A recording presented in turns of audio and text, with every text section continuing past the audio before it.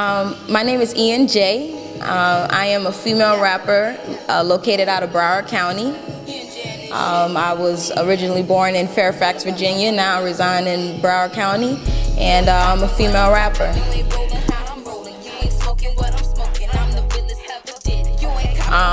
Well, it's me. Really, my family always used to call me Eeynjay growing up, and that's my initials, Erica Joshua. And as I got older, people just started calling me Erica, but I just wanted something a little bit different.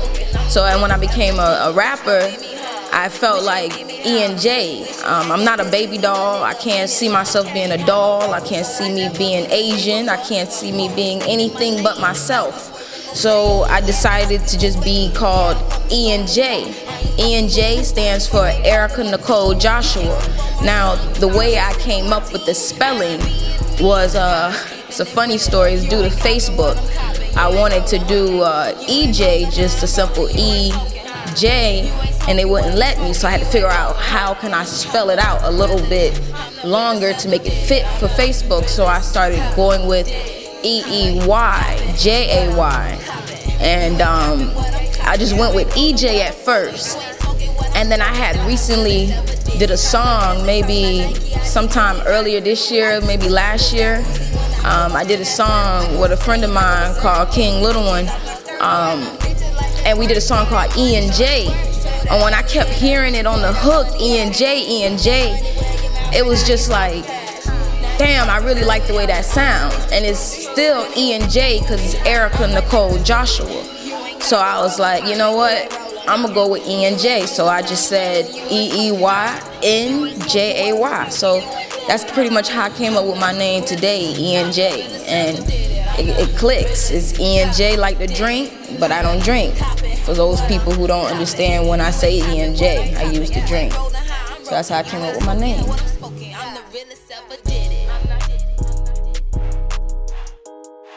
Well, I've been rapping since I want to say 2009, since I was in high school, freshman year. I remember when the boy, one of my homeboys, I can't remember his name now, he dropped the beat with a little pencil on the table, and he was like, he just started dropping the beat, and I just started saying, fuck school, I'm gonna be a rapper. Now, I'm not saying you fuck school and be a rapper. I went to school, I went to college and everything, but I'm just saying that was just how I was feeling at that time. I was in the 9th grade, and then all of a sudden, he felt like I should just start rapping. And I mean, I wasn't taking it serious at that time. And I wrote a few rhymes, if I can remember. I had one, walking down the block, dudes was eyeing me. They say they like my swag, now they girl be trying me. I told this chick I'm fast like thunder. In the blink of an eye, I can take your man number. Or some shit like that I was writing when I was in high school. And then I kind of put it to the side, and I went off to college and did my thing. And after I got out, I was like hanging out with my homeboy named Black. And we used to always smoke in the car, and he just started dropping the beats, just dropping instrumentals. And we just started freestyling, and then we just started recording ourselves. And then it just got to the point where I really felt like this was something that I should really pursue. Like, he kept pushing me, like, yo, you should really write. Like, you really do a good job freestyling this show. I'm like, yeah, you know what, you right. And then I just started writing. And before I even put out a song, I think I wrote about 6-7 songs. I mean, I don't think that's probably not enough, but I wrote at least 6-7 songs until I decided to actually write the right song that I wanted to, you know, actually pursue as a rapper. So I want to say I didn't start rapping and taking it serious until I was about 19 years old. So yeah, that was probably about 2013. So I always had it in me, but you know, yeah.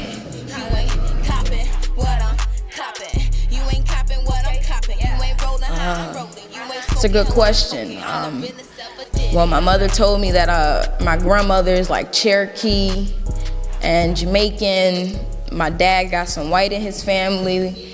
Right now, as I just look at my skin color, I'm black.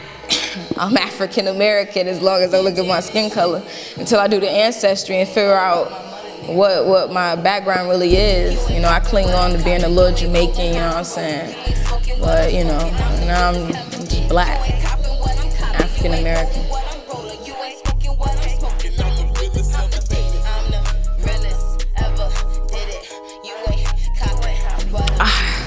My most embarrassing moment when I was talking to this girl. I had an ex, and I don't know what I did to piss her off. I pissed her off, and I think I picked her up from work late or something. Oh, I went to go buy her some earrings, and then I think I was supposed to cook dinner for her, and I didn't hear my phone, and she got off work early, so she ended up walking halfway home. I went to go pick her up. She was heated. I mean, just livid. And she was just arguing, and I was just like, I was just saying little slick shit, you know how women, we were just going back and forth. And then she hit me while I was driving. And then that was just it for me. It don't take much for me. So I put the car in park, and we literally on Dixie and 10th Street, and we fighting in the car. I'm trying to rip her out of the car and shit. And then I get on top of the car, because I tried to get out the car. When I got the car, I tried to pull her out. She closed the door, and she locked herself inside my car. And I thought she was gonna try to pull off. So I jump on top of the hood of the car. So now everybody looking and watching, and I'm like, God damn. So then the police pull up, and everybody looking and shit, and I'm like, God damn. So yeah, that was like one of many of my embarrassing moments in my life. And that was pretty embarrassing, because everybody was watching, and like all that drama and shit for nothing.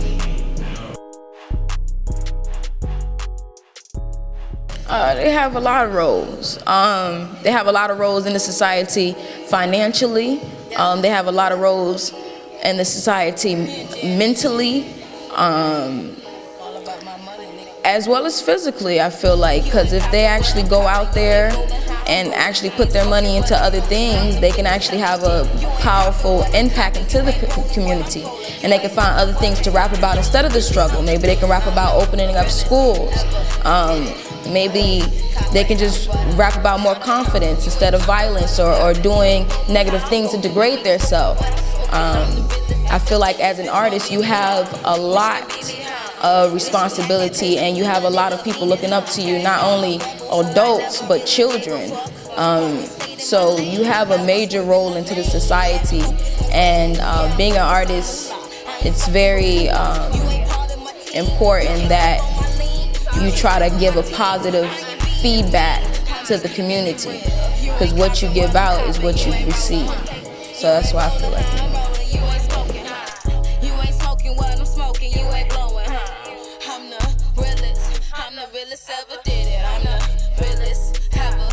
No, I'm not a lesbian. I am I'm delivered now. That's all that matters. I'm delivered now. It don't matter what I am. Just know I'm delivered. I got me a man. Actually, I'm engaged. Got my ring at home. That's all right. He don't care. He'll be all right. We good. Yeah. But I used to deal with women. Honestly, I think every woman should date a woman at least 1 year or 2 years out their life. Honestly. First, put the pussy to rest. Let the pussy just, kind of relax a little bit. You know what I'm saying? You ain't got to worry about getting pregnant. You know what I'm saying? Because I ain't got no kid. So that's a good thing. You ain't got to worry about birth control. And then it helps you understand, honestly, what men go through with women. Honestly. So then when you get with your man, when you find that man that delivers you, you know how to handle him. You know how to respect his mind. You're not buying down to him now. You just know how to give him exactly what he wants so he can be at your feet. Honestly, I feel like every woman should at least date a woman once in their life so they can understand what men go through. For real.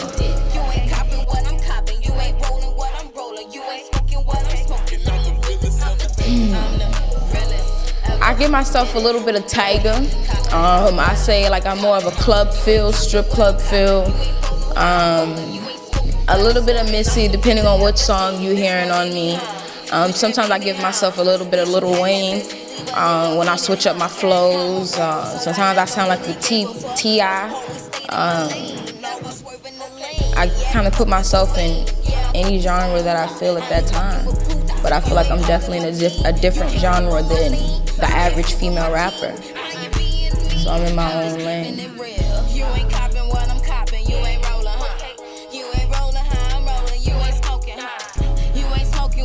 I would want to be an invisible vampire. Because I want to be rich as hell and I don't want to die. And I like that goth shit. Like I like that seductive shit like that. I like that. 50 grades of shade shit. 50 grades of shade. 50 shades of gray shit. There we go. So I can see like having the dungeons and all that extra shit and just having a lot of money and just having bitches all over the place, just all out and just having blood sucking parties and all that good shit. Yeah, and then I'm just robbing banks everywhere and just all that extra shit, just taking money and I'm just invisible doing it. Yeah. The most scariest experience.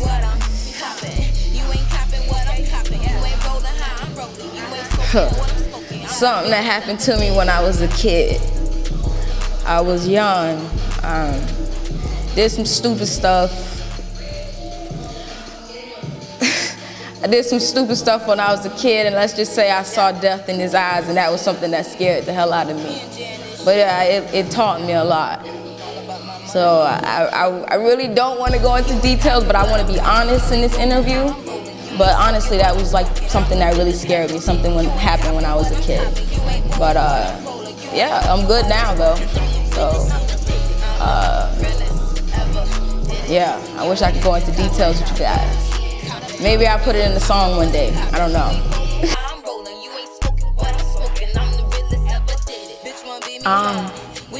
I am working on some a couple of singles. I have a couple of features that's lined up. I just dropped my EP.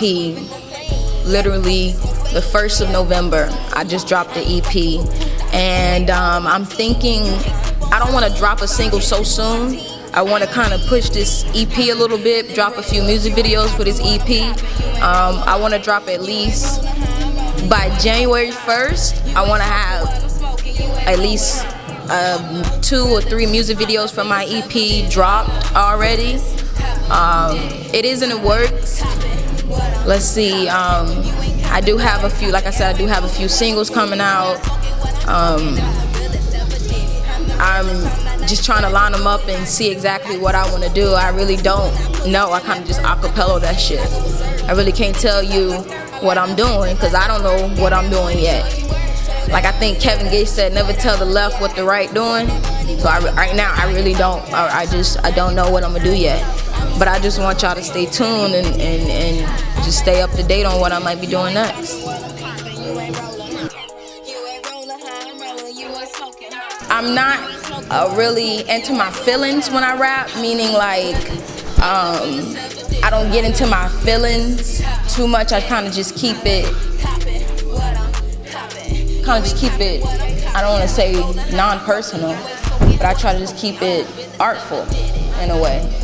I really just talk about money, my confidence, ego, just not caring, being nonchalant, just living your life to the fullest, flexing as hard as you want. That's really what I kind of portray as far as with my music. I don't really get too deep into my feelings, like, because I feel like I don't want to rap about what everybody else is going through. Yeah, I've struggled, I've been there. Everybody's lived with their lights off and no water and this and that, no food. Growing up, they had some type of struggle in their life. And I just feel like that's just some American spoiled brat shit right now. Because I feel like there's people in Africa that's living rough than we are. There's people in the Philippines and all over the place that's drinking sick water, and I'm complaining about my struggles. I really just feel like there's other things to talk about than my personal feelings. So that's what I rap about. Stuff to make you feel better.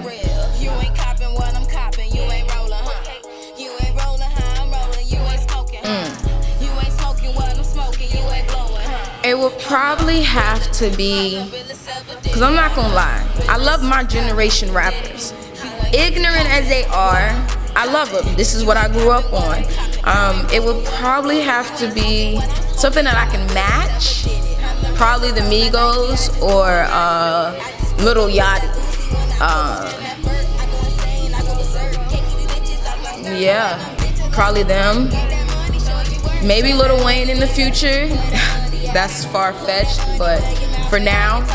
But definitely in the future. Let's see. Yeah, that's pretty it. For now, like my star people, I would definitely like to do something with Lil Yachty and the Migos. I like them. I definitely like how they, and the Lil Wayne.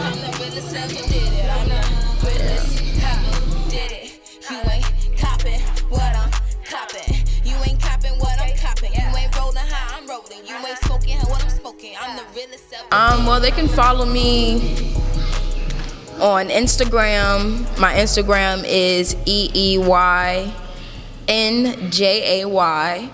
My SoundCloud is the same thing, Eeynjay. You can also just type in Google. You can Google me now. Don't pay no mind to the little. There is some videos there. I've had some beef in my time of rapping. I did have a few people diss me, so I have a few, like, I just hate when I give people the energy. Yeah, so my name is on Google, but just skip past the videos, because right now it's just a bunch of people trying to diss me. I guess they hating on me. I got people in other states dissing me, and yeah, so you can find me on Spotify, iTunes, Deezer, iHeartRadio. Yeah, you just Google me and you'll see literally little links to where you can find my music at.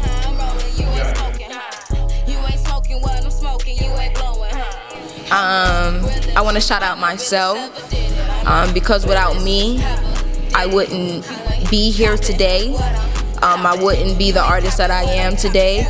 And I can't name everybody, but I also want to shout out everyone who continued to push me when I couldn't really push myself with this music. So I just want to kind of keep it cute and simple for the shout outs. So yeah, shout out to myself and shout out to my peoples that support me. Shout out to my real fans out there that's holding me down.